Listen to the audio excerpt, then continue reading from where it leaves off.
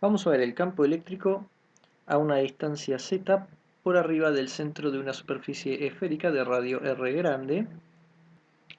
R grande es el radio y tiene una densidad uniforme sigma. Una cosa que vamos a usar para obtener los vectores de separación va a ser la ley de los cosenos. La ley de los cosenos nos dice que si tenemos un triángulo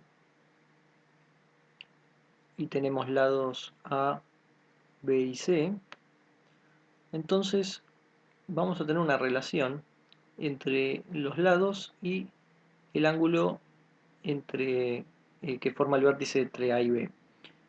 La fórmula que tenemos es que C cuadrado va a ser igual a A cuadrado más B cuadrado menos 2AB coseno de este ángulo, vamos a llamarlo gamma. Lo vamos a utilizar para obtener el vector de separación R. ¿Por qué? Bueno, tenemos un triángulo acá, esto es R grande, esto es Z y el vector de separación. Entonces podemos decir que el Z y el R forman parte de lo que acá es A y B, haciendo entonces que nos quede una fórmula para R, o en realidad R cuadrado, ¿no? Que va a ser ya, pongámoslo, sin el vector porque es el módulo de R cuadrado, va a ser igual a A cuadrado, que en este caso podemos tomarlo como Z cuadrado, el R grande cuadrado, y luego menos 2ZR, estos dos multiplicados sin el cuadrado, coseno de, en este caso, el ángulo que los separa, que es θ. Entonces ya tenemos la fórmula para R cuadrado. Por simetría vamos a tener otra vez que se cancelan todas las, digamos, todo lo que pueda aportar X e Y para el campo eléctrico y solo vamos a tener un campo eléctrico en Z. Lo que nos queda para determinar el R versor, que es el vector separación sobre, vamos a escribirlo, primero pongamos el R versor, es el vector separación sobre el módulo de R, el módulo de R es la raíz de todo esto. Faltaría el vector R, pero solo la componente Z, así que vamos a poner todo esto sub Z, como fue en todos los otros ejemplos que hicimos antes. Entonces la componente Z de el R versor tenemos que pensar como lo que ya tenemos, la raíz de esto, y arriba es justamente el vector R menos el vector R'. Pongamos siempre componente Z. Entonces nosotros sabemos que el punto P está en 0, 0, si fuera cartesiana Z, o sea que eso está fijo para el P. El P representa el vector R. Por lo tanto, ahí ya sabemos que va a ser, sea el valor que sea Z. Si es 10, 100, lo que sea, es ese Z. Menos, ahora la altura de el R', o sea, donde esté la carga. El problema es que la carga puede estar en cualquier lado de la superficie de la esfera. Entonces podemos pensar en la proyección que vamos a tener de el R eh, en Z. Para eso, imaginémonos entonces que tenemos un triángulo que va a estar formado por el R versor, luego supongamos que tenemos el R que hace un ángulo θ con hace un ángulo θ con el Z que está por acá. Todo esto entonces mide Z. Por acá sumamos hasta el punto P y si queremos entonces ponemos acá la proyección del punto de R grande con el vector de separación al Z. ¿Cuánto vale entonces esto que está acá? Bueno, esto que está acá es justamente R coseno de θ, ya que coseno de θ es igual a el R sobre justamente lo que queremos saber. Por lo tanto, pasando el R, queda que esto es R coseno de θ y por lo tanto lo que queda, que es la proyección del R al Z, tiene que ser todo menos este pedazo, es decir, Z menos R coseno de θ. De esta forma tenemos entonces el R versor. Entonces esto es igual a z menos r coseno de tita sobre, ya pongamos directamente todo esto raíz. Raíz de z cuadrado más r cuadrado menos 2zr coseno de tita, todo entonces es raíz. ¿Cómo es entonces la superficie de una esfera? Para un dado tita que tengamos, tenemos un disco, un anillo mejor dicho, un anillo para ese ángulo que tenemos, para otro ángulo tendremos otro anillo y así para cada ángulo tita, que el radio de cada disco va a ser r seno de tita. Entonces, eh, disco no, anillo. Disco no porque lo de adentro no lo estamos considerando, es superficie, así que anillo.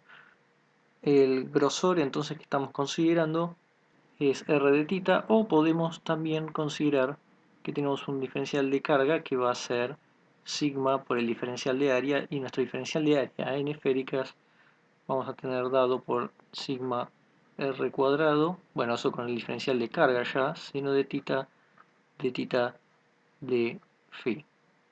Cuando vimos coordenadas esféricas teníamos el diferencial para coordenadas esféricas, que es justamente el que estamos considerando.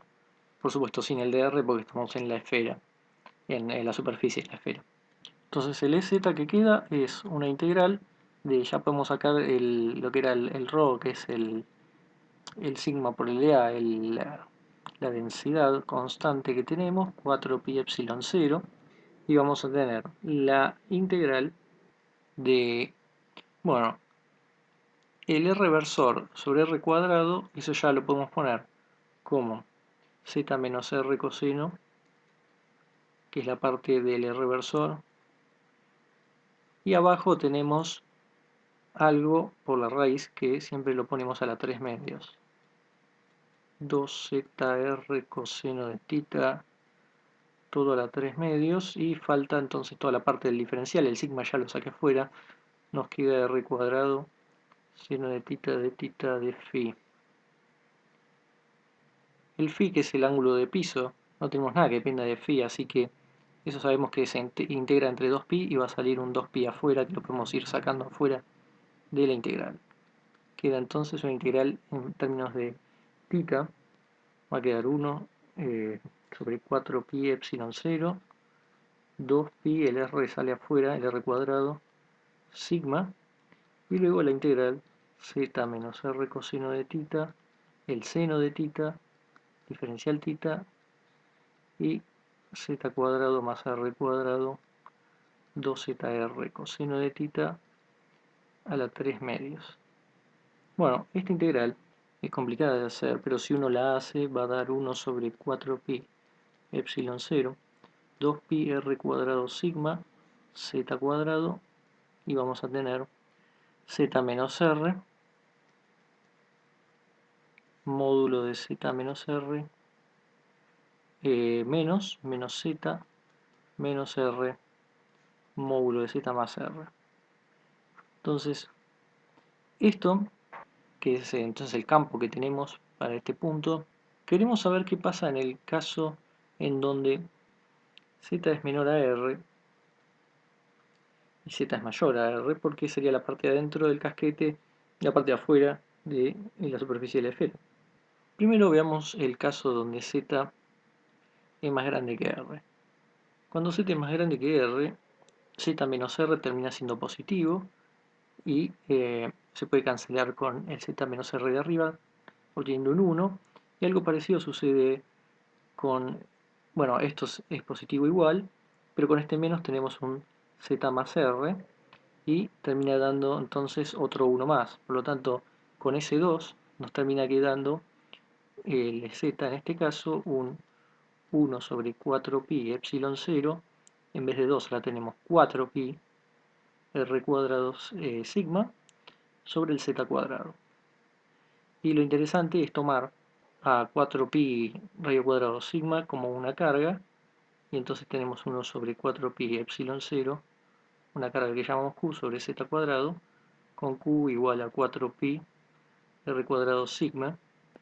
4pi r cuadrado sigma lo podemos tomar como la carga total en la esfera, o sea que la esfera se comporta como una carga puntual para todos los puntos de campo por fuera de justamente la superficie de la esfera. por supuesto tiene que ver con la simetría que tiene la esfera.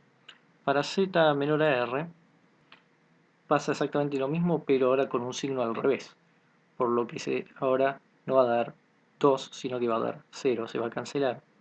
Y entonces, al ser esto 0, todo da 0, tenemos que el E es 0, y entonces lo que esto está diciendo es que si ahora tenemos un punto de campo dentro del casquete esférico, eh, siempre que tengamos, por supuesto, una densidad uniforme, no va a sentir ningún campo eléctrico si está del lado adentro. Entonces son dos casos importantes, bien diferentes y que tienen un determinado comportamiento.